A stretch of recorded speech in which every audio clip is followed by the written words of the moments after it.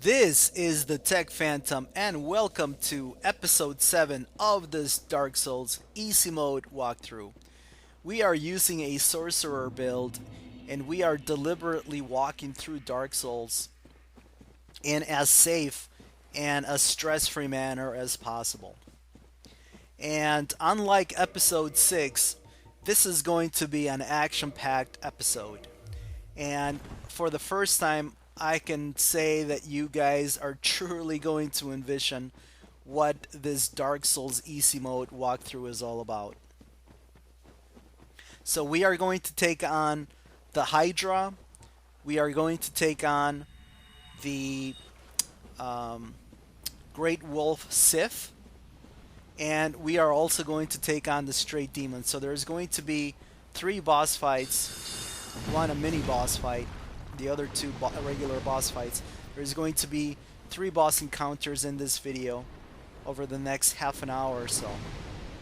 And what I'm going to do, guys, is talk about what is on my mind and what I'm thinking about during the boss fights so that you can adapt my thoughts and modify them to either your playstyle or your build if you're following along. Alright, so let's talk about these enemies first of all. We're in Darkroot Basin, and when we get close to the approach to the lake, we aggro the Hydra, and we also aggro these crystal golems. And they are very, very resistant to magic, so our magic is not going to be the best method to take them out. It's good that we have an alternate weapon, and actually that is a good lesson as a magic build. Always make sure that you have an alternate method of dealing damage, non-magical damage, either fire, physical, or lightning. And I prefer elemental damage because physical damage, in order for it to be very strong, you need to have good dexterity or strength. And this character is never going to have high strength or dexterity, so elemental weapons are the way to go. So we're going to be using a lightning spear. Alright, if you guys are wondering what in the world I'm doing playing Ring Around the Rosie with this crystal golems, what I've been trying to do for the past minute or so is to have the Hydra kill the golems for me with the water projectiles. The projectiles will damage me, but they will also damage the golems. And since I'm not able to deal a ton of damage, I thought it would be a little bit safer to just run circles around the crystal golems and let the projectile attacks from the Hydra damage them. Now, I will take a little bit of damage from the water projectiles, especially if my endurance bar is not all the way up. If my stamina is not at 100%. And that's because the water projectiles consume a lot of stamina when you block them. But that's okay. You know, we have plenty of Estus flasks, so we can chug Estus flasks as needed. Alright, after you've gotten rid of the crystal golems, you want to come to this area here, to the side. And this is a safe area. And you also saw that I checked my inventory and I have the rusted iron ring on. And that's because once you hit the water, you will have a movement penalty very similar to the penalty you have in Blighttown in the swamp. So what I did, guys, is I waited for an intermission between the attacks, and I ran straight to the edge of the lake, and then I ran parallel to the edge of the water, and I'm resting at this right next to the soul item. I'm going to equip Power Within because my lightning spear doesn't do a ton of damage, and it's going to be quicker to take the Hydra out with Power Within. And I'm going to stand next to the soul item, I'm going to hold up my shield, and I'm just going to start chopping at the heads or poking at the heads when they land. Now, one little trick that I like to use, guys, is and you'll see me do this in a little bit, I am going to turn the camera around so that it is no longer facing the Hydra. I'm going to have the camera facing me. And the reason I do that, and I'm going to start doing that right here, is so that I can see where the heads land, and I can very quickly run after them and poke them, because they don't stay in the ground very long, and you don't want to miss an opportunity. So I'm going to hold my shield up, but I'm not going to have the camera face the Hydra. I'm going to have the camera face me, and that lets me very quickly, or more quickly, identify where they're hitting and poke at them.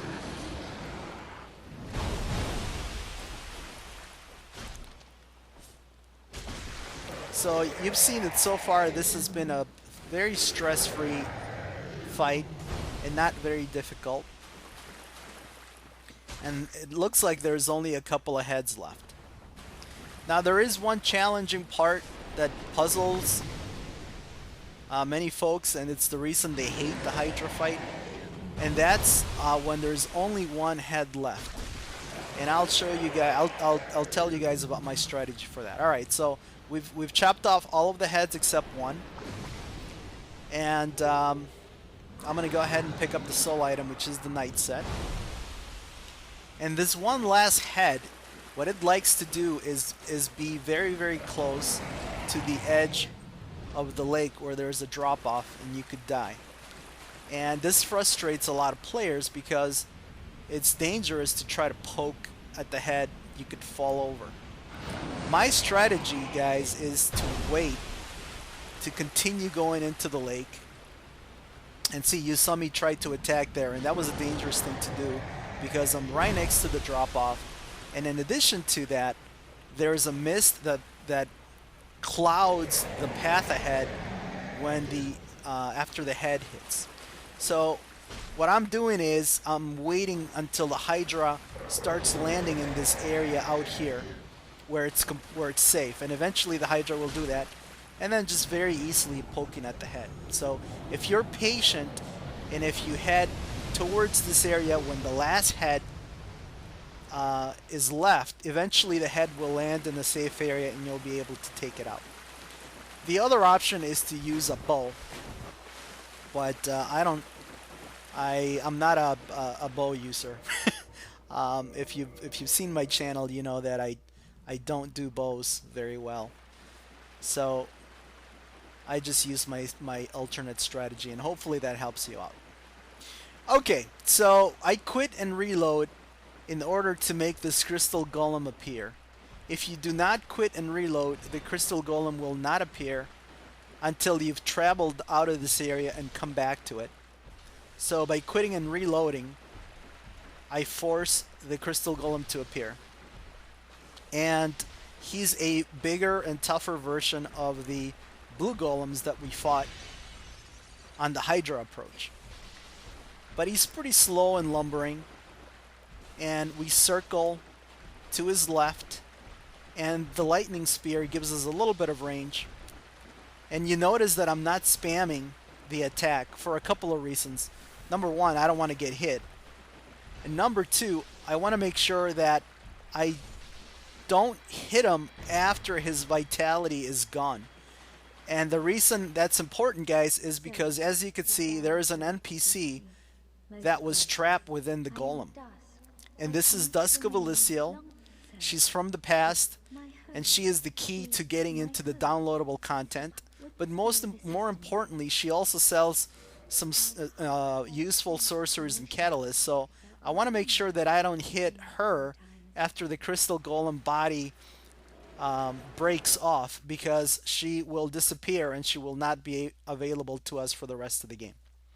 Alright, so she told us that her summon sign is back by the edge of the water, so we're going to go back there and try to find her and summon her and talk to her. Now, sometimes her summon sign is not visible, and that's, I don't know why, it's a little bit of a glitch. It's typically around this area here, close to where the night set was, either close to the water or close to that rock. You can quit and reload and it will make her sign visible again. But I was able to find it, so let's summon her. And she's going to teach us a proper bow. And we are also going to buy Hidden Body, Cast Light. We are not going to buy the Chameleon spell at this point, or the Oolacile Catalyst, but they're both... I would actually recommend that you buy all of her items if you want. The Chameleon spell will allow you to disguise yourself into an inanimate object, and it varies. That object varies depending on what area of the game you are. And it's a great strategy if you're being invaded and you want to set up a little bit of an ambush in PvP. And you may want to do that if you're underpowered, or just to have some fun with the invader. Alright, so after we've talked to Dusk, we come back to the area where we fought the Golem, and we find Dusk's outfit. And we find her crown, the Crown of Dusk. Now this is a very, very important item, guys, for our build. The Crown of Dusk is one of the most powerful items in the game. It will increase magical damage by 20%. And it will actually affect miracles and pyromancies as well. So this is not a good item just for sorcerers, for magicians. It's also good for faith builds that like to cast offensive miracles, and it's also good for pyromancers. Now the downside of the Crown of Dusk is that it will decrease your magic defense by 25 points. So it makes your magic more powerful, but it makes you more susceptible to magic damage. But that's okay because we have the Crest Shield, and the Crest Shield has high magic damage. So if we come upon somebody that's doing magical attacks, the Crest Shield will take the brunt of it, hopefully, as long as we can block it.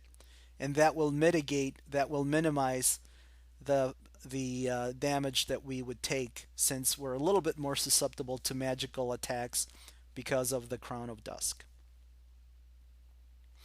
Alright, so we are making our way back to the bonfire in Darkroot Garden. Now it's possible to go to the next boss fight, but there are 3 enemies in this area. They are kind of brutish versions of Alvina, so they're great felines. And they're tough with a melee build because they will roll up and bound at you very, very quickly, and then they will chomp at you, and they can stun you very easily. And worst of all, they can literally chew you up and spit you out.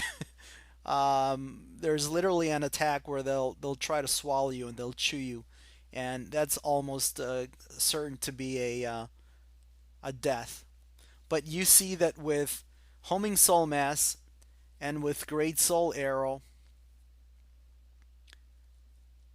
it's very easy to bait the great felines to come to this area here close to the trees. They will not go past this area, so that's a safe point. And we took them out very quickly with Great Soul Arrow and with Homing Soul Mass. And they gave us 2,000 souls apiece, so we're up to 14,000 souls. And that is why we're going to go to the bonfire to unload the souls and make sure that we're not walking around with a ton of souls if we can help it. That's one of our guiding principles in this walkthrough, just to reduce the stress of walking around with a ton of souls, because sometimes stress makes us do dumb things. And so that's one little strategy for you guys, that if you're in a fight, don't have a lot of souls if you can manage it, because you won't feel as much stress if you lose the souls. If you lose a few souls as opposed to losing a bunch of souls. Alright, so we're going through the Forest Hunter area, and we're back to the bonfire, and we're gonna level up.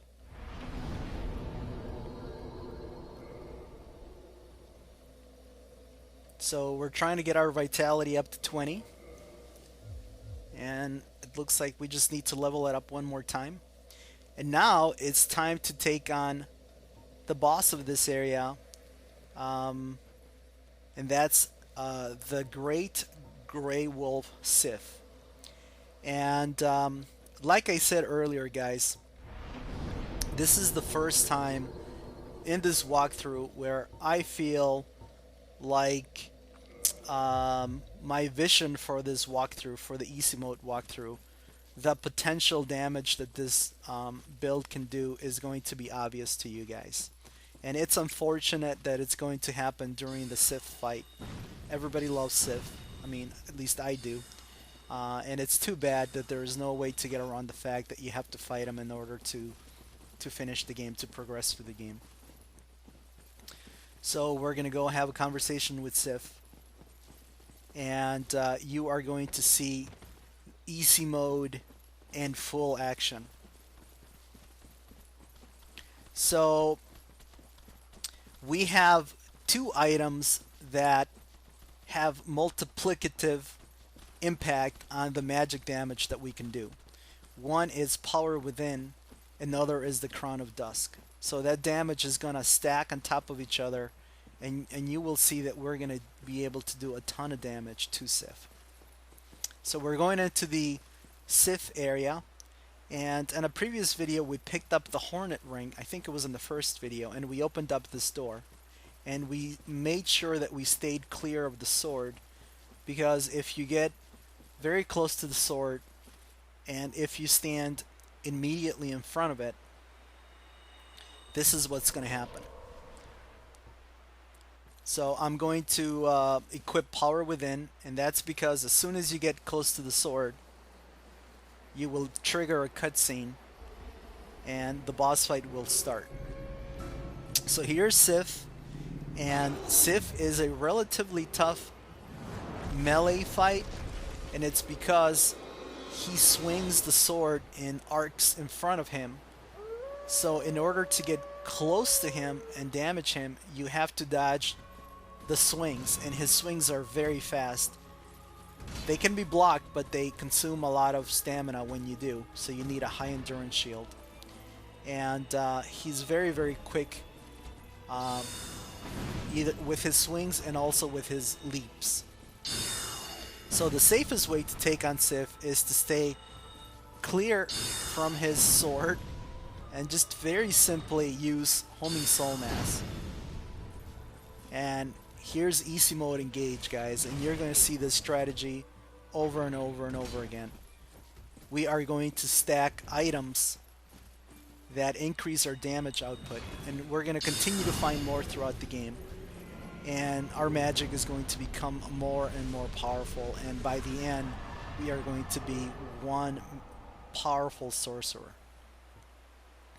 Alright, so we terminated Sith pretty quickly, and he gave us 40,000 souls, and as a matter of fact, I don't even think you had to use Power Within for that fight.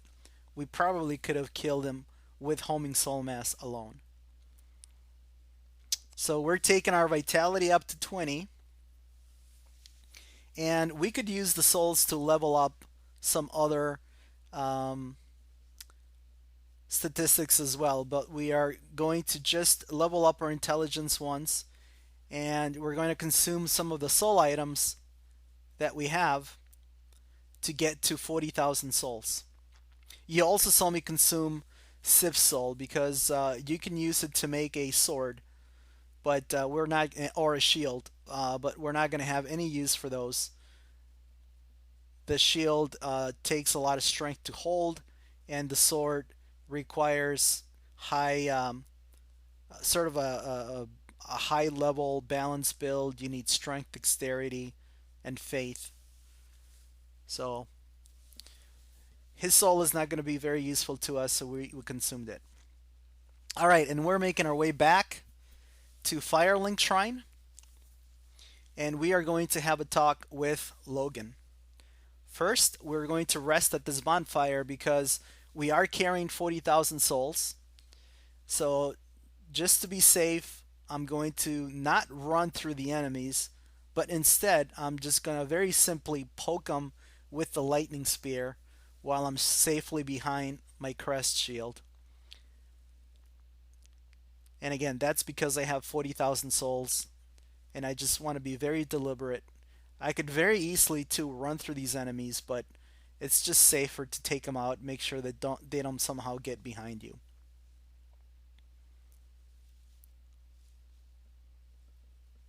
So we're taking the elevator down to Firelink Shrine.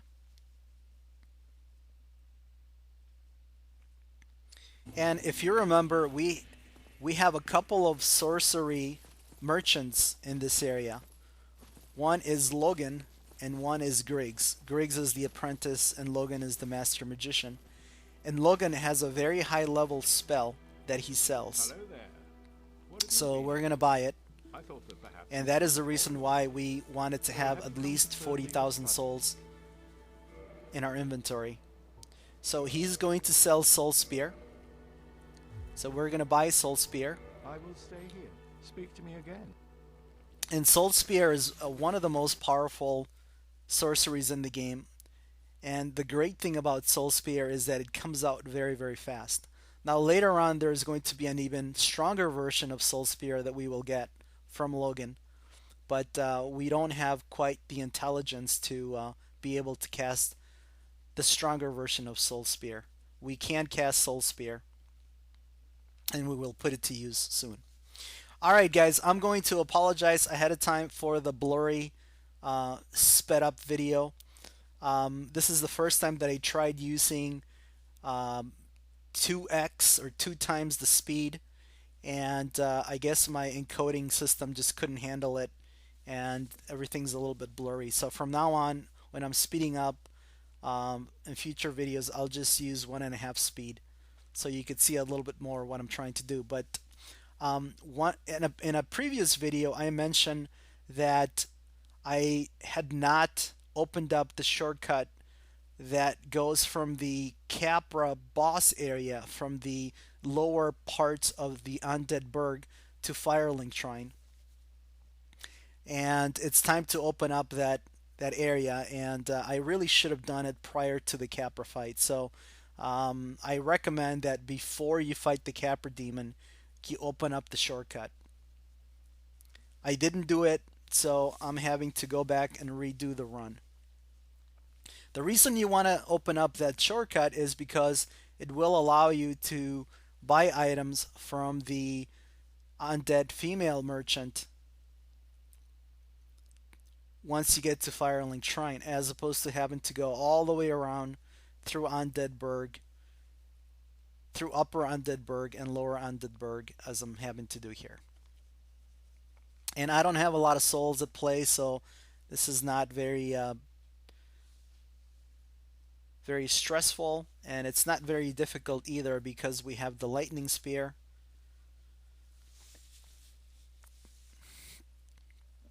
And it's very easy to take out the dogs and the hollow thieves while safely hidden behind the spear, the shield. And we can also throw in some homing soul masses as well. Alright, so we're almost back. Taking out that hollow with the bow. And finally, we've reached the female merchant, and I'm going to spend all of my souls on Homeward Bone. So she's the second merchant that sells Homeward Bone. If you remember, Inward also sells Homeward Bone. And there's the shortcut.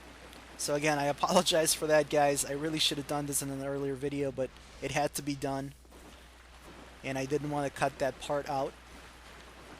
So you could see 100% of what I'm doing in this walkthrough. And we are going to head back to Firelink Shrine. And just take these hollows out. Again, I could run past them, but I'm being very deliberate, very safe. And it's very easy to poke them to death with the lightning spear, so I'm doing that. Okay, so unfortunately there is no bonfire. There is a bonfire at Firelink Shrine, but it's not available to us. Lothric killed the bonfire keeper, Anastasia. And a few videos ago, we found her costume, and we also found a special orb that will allow us to take revenge on her murderer, will allow us to avenge Anastasia. And we plan on doing that in a future video, and hopefully recovering the bonfire at Firelink Shrine, because it's at a pretty strategic location. So before we head back to our alternate home bonfire, which is an undead parish next to Andre, we are going to go into the northern undead asylum. And the last time we were here, we killed the Hallowed Knight Oscar, and he dropped his crest shield. And at that point, we were careful not to step on the floor of the roof of the courtyard, because that's going to trigger a boss fight, and we would be unable. At that point, we just didn't have the offensive capability to take him out. But we are ready to take on that boss. So we're going into the third boss fight of this video.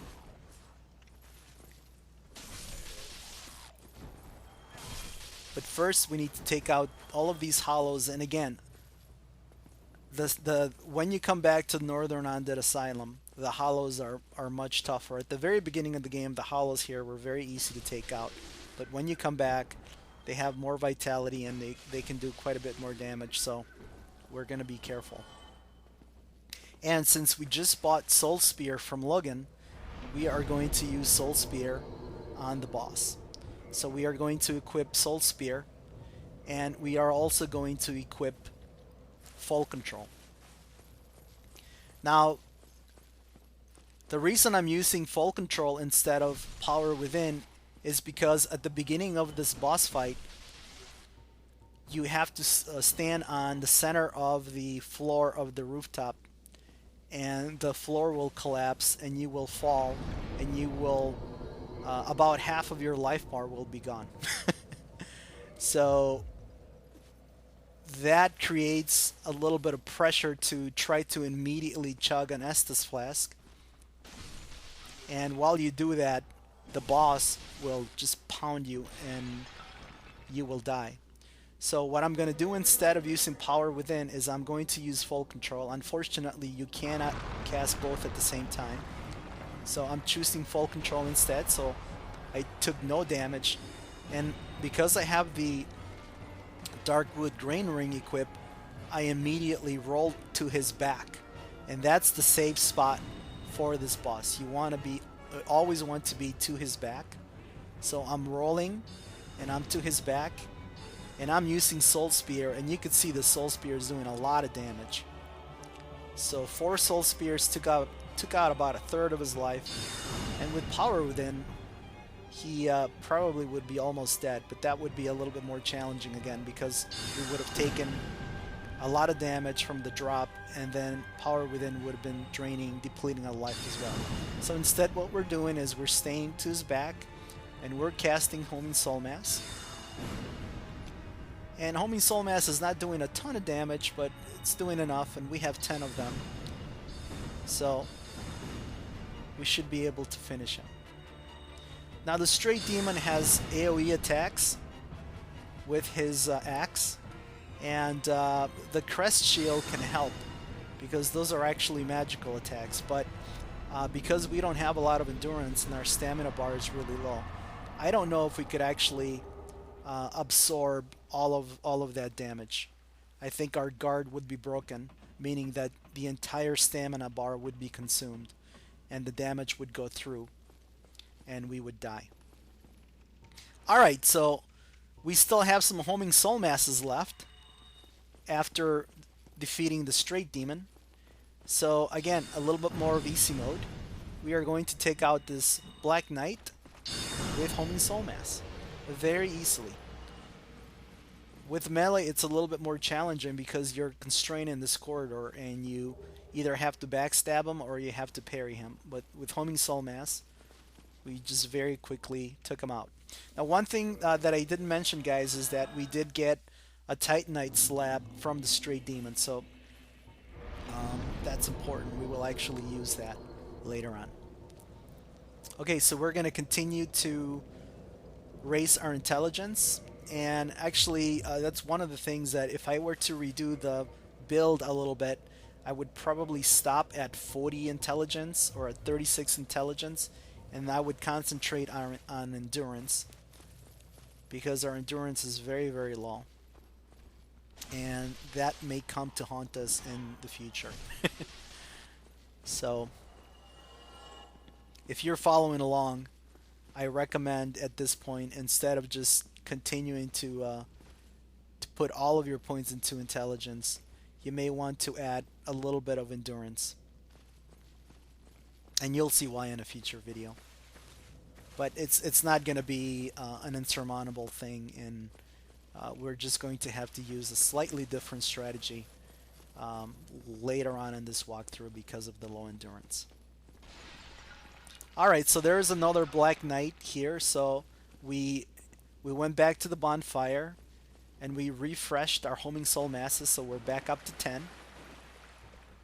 And here is the second Black Knight. And both of these Black Knights will drop red Titanite chunks. So this one's also going to give me his red Titanite chunk, and they also have a chance to drop either their shield or their weapon, the Black Knight sword. And I didn't mention this, but the first Black Knight that we defeated right after the Straight Demon was guarding an item in the cell where the game starts, and that is a peculiar doll. And that item is going to allow us to go into a level later on, into a new area. So don't forget to pick up the peculiar doll when you come to Northern Undead Asylum. Alright, so then we head back to the Crow's Nest and hitch a ride back to Firelink Shrine.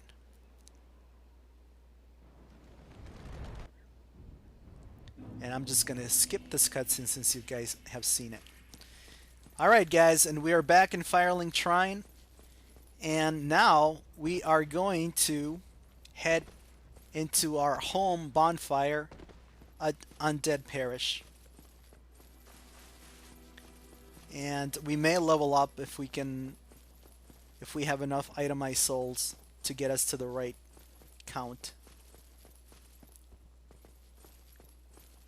So let's recap what we've done in this video. We've killed the Hydra. We've obtained the Crown of Dusk, which stacks with power within and increases our sorceries by 20%.